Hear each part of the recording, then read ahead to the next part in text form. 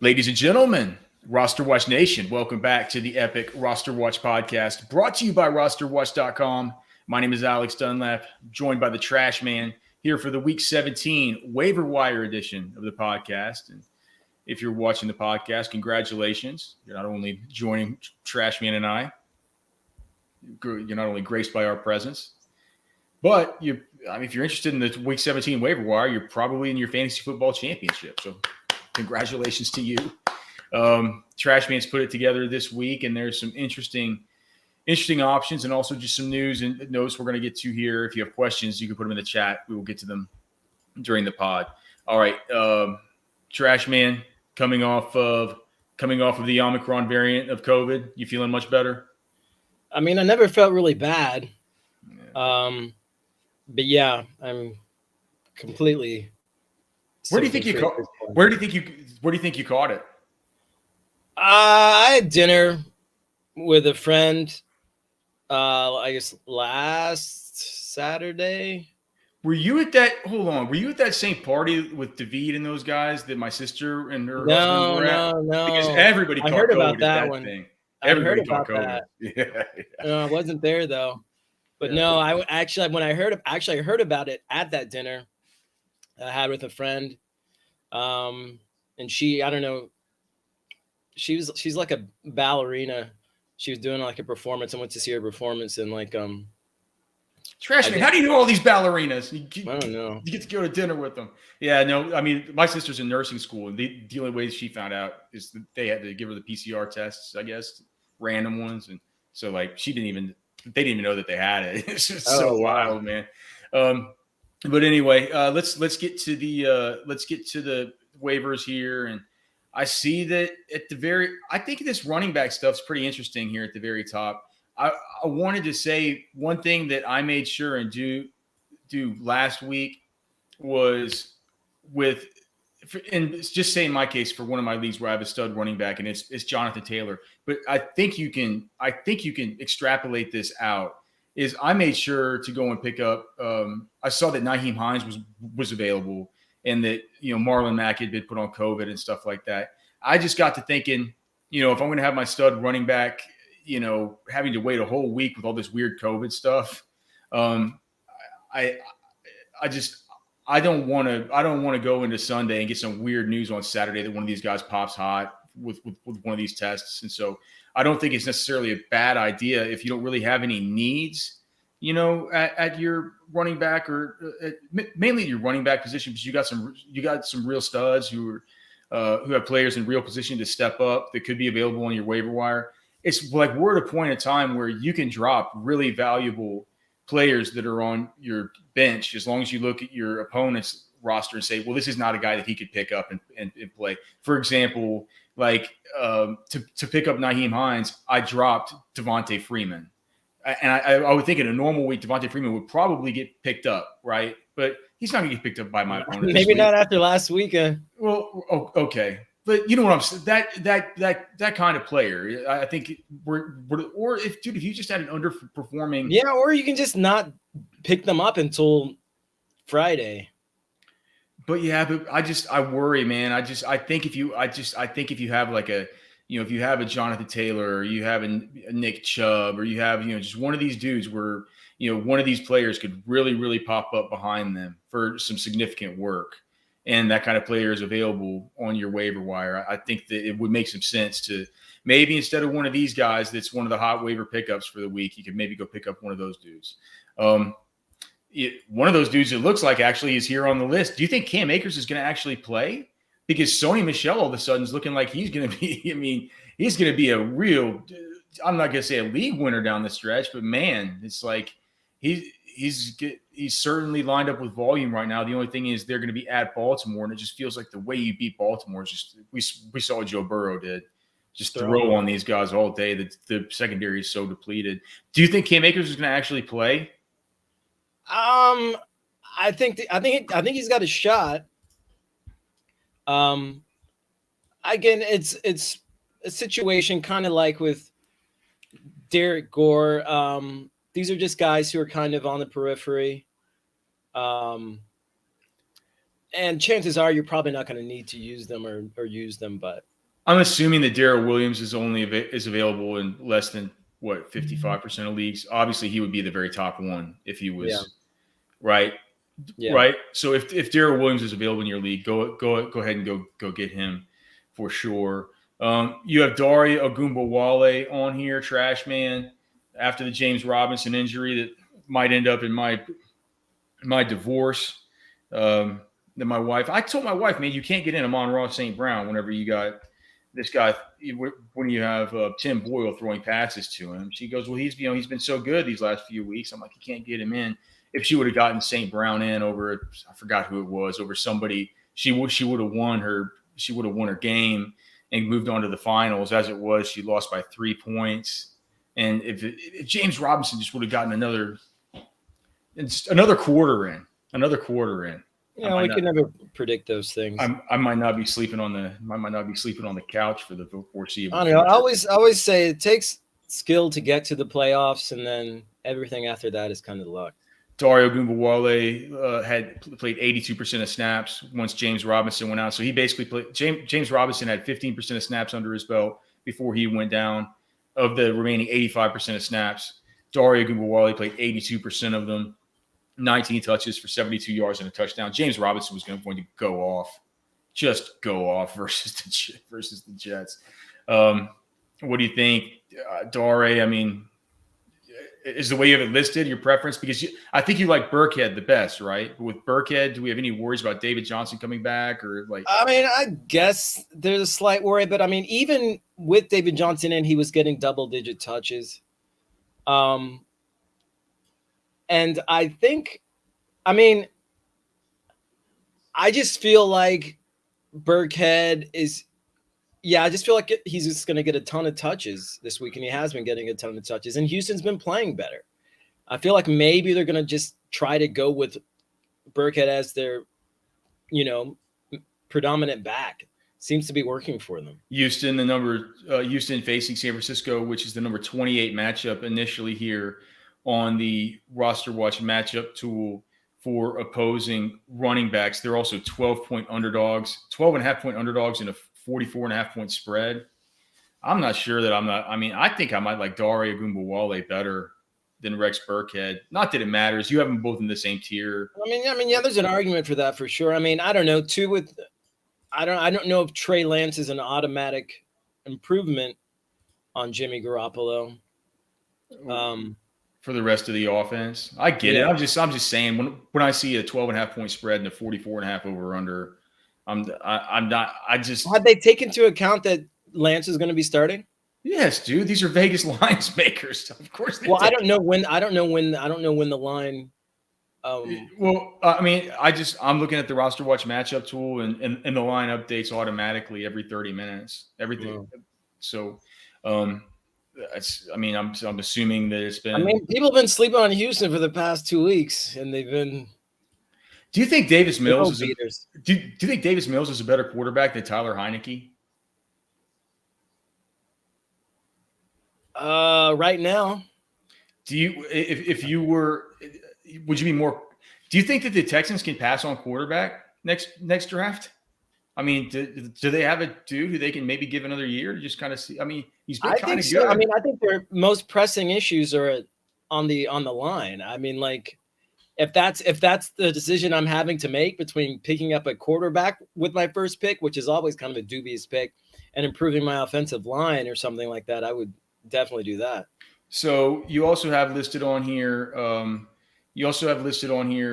Jordan Howard and Boston Scott. Of course, that's because Miles Sanders. They said they did the X-rays. Was it that they did diagnose a broken hand? They did diagnose a broken hand, but he's only going to be out probably 1 week, which sounds wild to me, right? They didn't put him just on IR. 1 week. I thought it was going to be longer than that.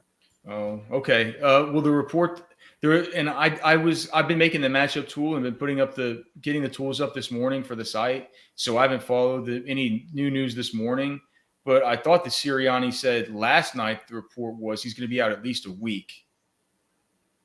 Did they put him on IR? I had thought so, but Look maybe it up. I mean, let's just see. Miles Sanders IR. Put it in the Google machine, and we'll just do it real quick. I mean, I don't think they did, but let me just look. He's out this week, but won't go on IR. They're not gonna. They've ruled him out of the matchup with a broken hand, but he's not going to go on IR.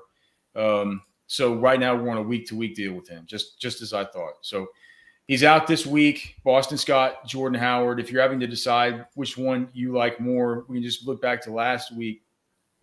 Miles Sanders got 30% of snaps, so there were 70% of snaps left after that. Whenever after he went down, Jordan Howard played 35% of snaps, had 4 targets, 11 touches for 56 yards. I think they're only putting him on IR because, I mean, they're not putting him on IR because he's already been on IR, and if they do it again, he won't be able to come back. Right, but what Sirianni said is he said he's expected to miss this week, but after that they're not sure. It doesn't matter. All we're talking about is this fucking week, right? Okay, so Boston Scott played. So of the 70% of remaining snaps after Miles Sanders goes out, Boston Scott played 32% of them. Jordan Howard played 35% of them. And Jordan Howard has a stinger right now. Kenny Gainwell did mix in. He had the 1 target. I think he played like 2 snaps. So he could be a little bit involved. But what do you think? Do you think this will be? I think this will be a Boston Scott 30, Jordan Howard, or Boston Scott 60, Jordan Howard 30, Kenny Gainwell 10-ish kind of split. When we're putting projections, I think it's going to be. I mean, that sounds right unless Howard can't play for some reason. Yeah. So I mean, Boston Scott, you certainly like. You certainly like. I like him the most. And then we talked about Keyshawn Vaughn, who we probably have to have on here. He had the big 54-yard run. One of Byron's favorite prospects of the last couple of years. It was looking like Byron was super wrong on Keyshawn Vaughn, but then he goes and has that big run, and it's just like, geez, man.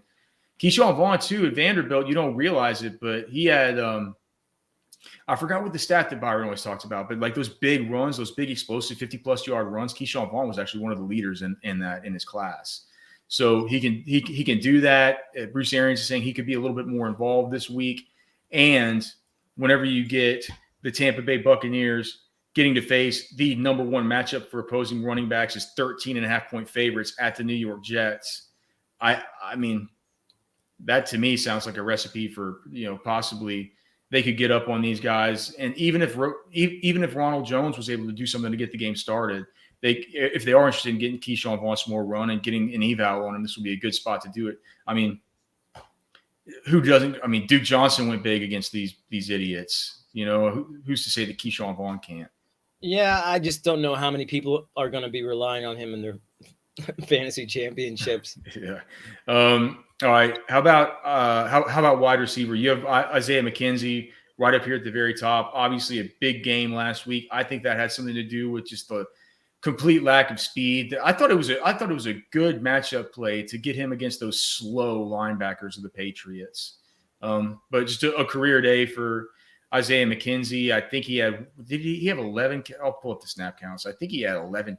Was it 11 targets or 11 targets? Jesus, he had 12 targets and he had 11 catches. He also had the 1 touch out of the backfield, 124 yards and 1 touchdown on 85% of snaps.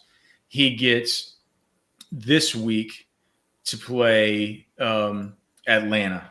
And we've been saving up our Buffalo Bills versus Atlanta. The question is, can Cole Beasley be back in time? He's unvaccinated with COVID. Gabriel Davis is also unvaccinated with COVID. Right. So that's why I put him at the top. It just until I see that they're back for sure. I mean, Isaiah McKenzie is in line for a major role. So let's just see. So it's 10 days. So let's look at week 17 and figure out what games we have here that could be like early games. And because I haven't. Is it 10 days and then automatically they're back, or they're 10 days and then they also have to test negative? Let's see. So if you go to Sharp Football Analysis, they have a really good COVID tracker over there, and they have for if an unvaccinated player or team member tests positive for COVID-19, The protocols for 2020 will remain in effect. The player will remain isolated for a period of 10 days and then will be permitted to return if asymptomatic. Unvaccinated individuals will continue to be subject to 5-day quarantine period if they have close contact with an infected individual. So they don't need a negative test. They need 10 days of isolation. And then if they're asymptomatic after 10 days, they can come back. Mm-hmm. So let's look at Cole Beasley. Cole Beasley went on the COVID list on 12/21. Gabriel Davis went on the COVID list on 12/24. So we know that Cole Beasley will be eligible to come off of the COVID list on 12/31, which is Saturday. So that is on Sunday. Let's see. Do we not have any Thursday game this week? Is there no Thursday game? I don't think there's a Thursday game. I'm looking at week 17. This is the first game. 1, 2, 3, 4, 5, 6, 7, 8, 9, 10, 11, 12, 13, 14, 15, 16. So yeah, dude, this is going to be a mega Sunday slate. I mean, we're going to have 15 games on the Sunday main slate, Trashman. Golly, this DFS cheat sheets are going to be a nightmare this week. So the Sunday games. So yeah. So if Cole Beasley could come back on Saturday, then that could be a swindle for Isaiah McKenzie. Yeah. Because even if he does come back with the COVID fog, and I now believe that there is a COVID fog. If these guys are symptomatic and they get COVID and they're away from the team for 10 days, when they come back, some of these guys, they don't even play them. Yeah. Like they kind of Tyreek Hill. Yeah, like Tyreek and stuff. I mean, it's been more than just Tyreek. It's been others too. It's hard to name them all, but it's like over these last couple of weeks, it's something you've come to notice. It's like just because they're back doesn't mean that they're back all the way back. So maybe I cool my jets on Isaiah McKenzie a little bit because I'm saying I think that a lot of that stuff was opportunity based. 85% of snaps. If Cole Beasley's back, he might not be effective, but he will bite into into that volume of snaps. So he would.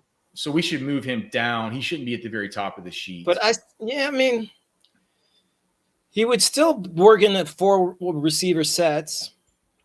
And Emmanuel Sanders hasn't been doing anything. Yeah.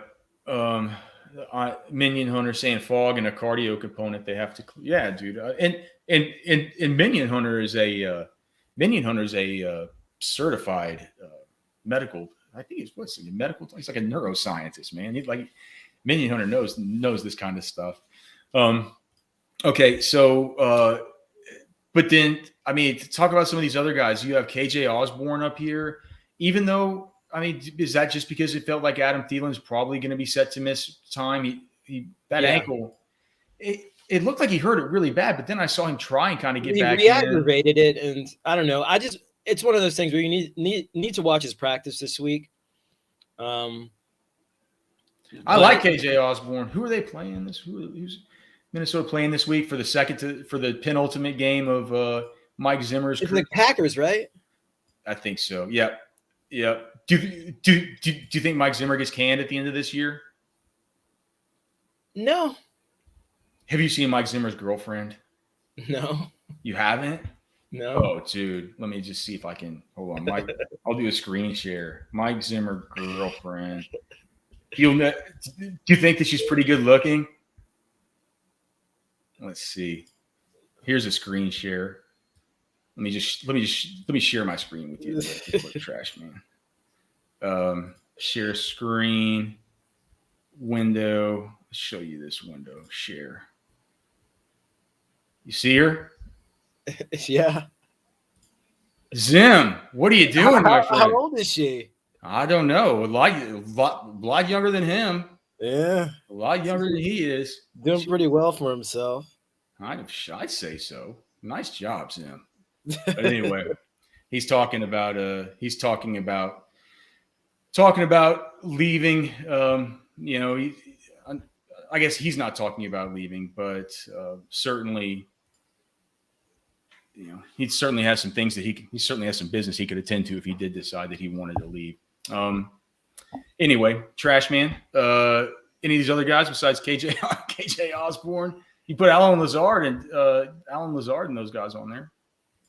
Yeah, Alan Lazard, Marcus Valdez-Scantling, just because this is arguably one of the best matchups wide receivers that you could have in the Vikings. So one of those guys really could pop this week. I saw you put Zay Jones on here. That's interesting to me. I kept on thinking during that game, I'm like, Jesus, he's like the Hunter Renfrow this week. Yeah, the volume he was getting. I haven't looked at the snap counts. Let me look at the snap counts real quick. He was just as like, Jesus, man, they're targeting the heck out of this guy.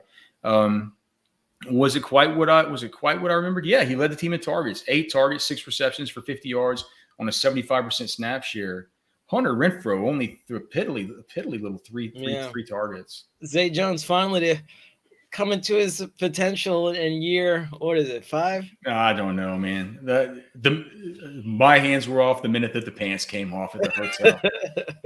All right. What about the rest of these guys? Anybody else? You can go to Kadarius Toney led the Giants in targets. I mean, with a capable quarterback, he might have actually done something. Yeah, but they're not going to have a capable quarterback. Yeah. Byron Pringle, I mean. They're going to have Kelsey back. Yeah, I know. Yeah, a lot of these guys, I mean, it just. If you're in your championship, you're not going to pick any of these idiots up. You're not going to pick any of these Probably not. Up. We got Minion Hunter. He's saying that any Rams wide receiver this week should feast. That's certainly true. I mean, that's in the if you look at the matchup tool today on the site, Minion, you'll see that it is the number one matchup for opposing wide receivers. Like none of them are going to be less than probably 60% on them, I'm guessing. Poor Minion, man. It's been a tale of 2 seasons for his Ravens. You can't really take that much away from it just because of how injured that team has been. Can you remember a team that's been more injury riddled, Trashman? You even just think about their running back stuff to start the season. They've had offensive line stuff. Their defensive backfield,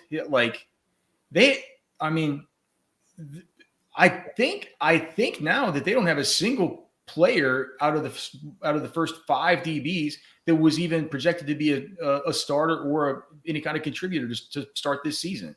Yeah. Many could probably correct me on that, but I don't think that any of them are still healthy. So I feel like Washington was pretty bad this season. Yeah, you feel bad for the Ravens because it's like they got a little bit of a window here. You know, they have a window here.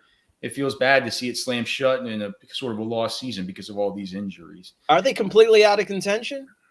No, but I mean, look how they can't play now. I feel like they could still win the AFC North. After last week, it's like if you look at 538, and who knows what 538 with some of the track record they've had, especially on the election side of things. But like it feels like with the NFL stuff, it's probably a little bit more cut and dried with how they do the calculations. And after that game, it was basically I talked about it on the radio show. That was nut cutting time for the Bengals and the Ravens. Whoever won that game was basically going to like an 80% chance to win the AFC North. So I think it's going to be a tough road to hoe for anybody. Minion saying that Ravens can with 2 Cincinnati losses and 2 wins. So we'll see if that. I guess. Boy, since he just went off. All right, any of the other wide receivers that you want to talk about, or you want to talk about any of these tight ends? I see you have Gerald Everett up here at the very top. As I look at maybe tight end matchups that you could exploit this week, Washington has the number 1 matchup of the week. Maybe you could go out and look at Ricky Seals-Jones, KC, if Travis Kelce's available on your waiver wire.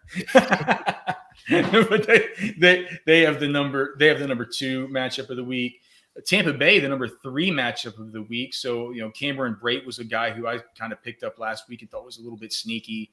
You could go back to that. It looks like Mike Evans is going to miss this week, even though he was supposed to get back off of the hamstring. He's probably going to miss this week because of COVID. I don't know of his vaccination status, but he was put on the COVID-19 list yesterday. Detroit has a good matchup this week. Clearly not really. I mean, if you want to play Brock Wright or Shane Zylstra, I'm not sure that I would. That's why Amon-Ra St. Brown is matchup proof because they use him like a tight end. Yeah, I should have told my wife to play Amon-Ra St. Brown. Jesus Christ. And then also Higbee for the Rams, and then the Indy guys. All those teams have top 8 matchups. As far as the guys Trash Man's recommended picking up here, Trash Man, anybody that you want to hit on specifically? I noticed that you put Gerald Everett in there. He's been somebody that's interested me, and also, he doesn't have a top 8 matchup, but he has a top 10 matchup this week. He's got a top 10 matchup. And he's been pretty consistent in getting targets there for Seattle. Same with Cole Kmet. Except when Jimmy Graham catches the damn touchdown. Right. He said none of these guys are huge upside guys, huge upside plays. They're more or less, just to get your floor. What about quarterback?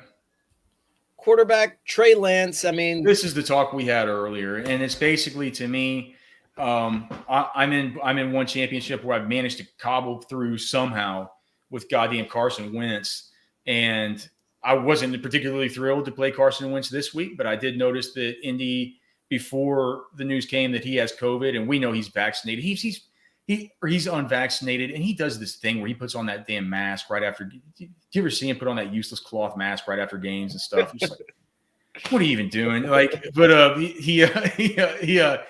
But we know that he's unvaccinated, right? So he's going to miss the 10 days. He's not going to be in for this game. The Indy's playoff hopes fall on our very own golden son from right here in Western Travis County, Sam Ellinger. So my deal is, Trey Lance, 49ers play the Texans. On the waiver wire, I'm like, to me, it's very obvious. If Trey Lance and Taysom Hill are both on my waiver wire, my opponent is not going to pick either of them up because he has like Josh Allen or something. So I have my choice, and it's an extremely tough choice for me. So I mean, I'd like to hear your thoughts on how you would. I mean, we're looking at the matchups here, right? Then I mean, San Francisco, they're playing the Texans, I believe. Yep. Which is San Francisco gets the. Let me sort by team. San Francisco, it's the number. It's a borderline top 12 matchup. But it's the number 6 matchup for opposing wide receivers, number 10 matchup for opposing tight ends. Yeah, and who the Saints are playing? Saints are playing Carolina. Carolina, yeah. Which is a bad matchup for opposing quarterbacks, but I mean, Taysom Hill's not your traditional opposing quarterback. He's not. Again,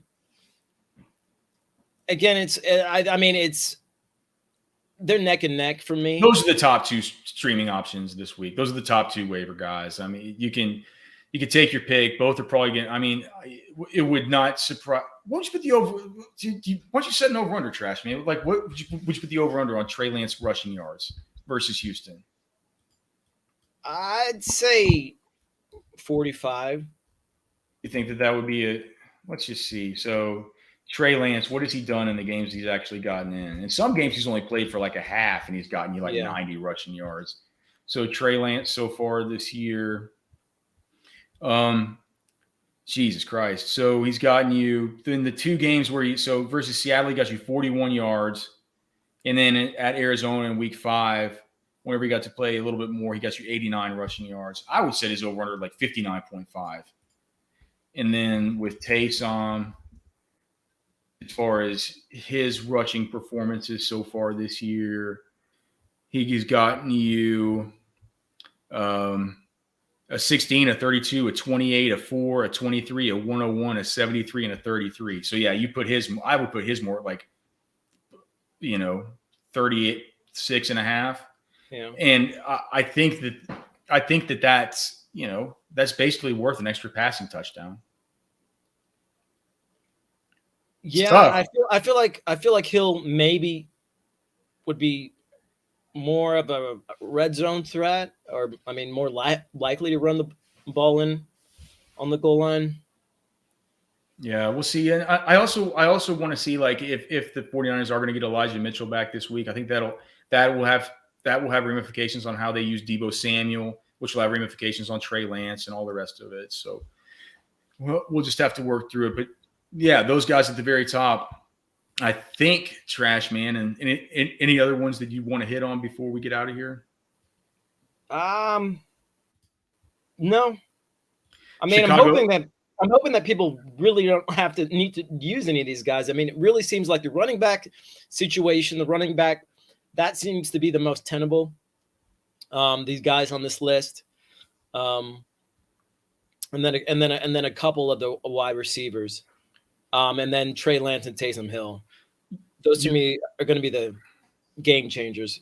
Potentially. The Chicago Bears are your number one waiver defense this week. They face off against the New York Giants, and Saquon Barkley is Trashman. Is Saquon? I mean, this is looking bad whenever you watch Saquon Barkley play in 2021. Is Saquon Barkley done?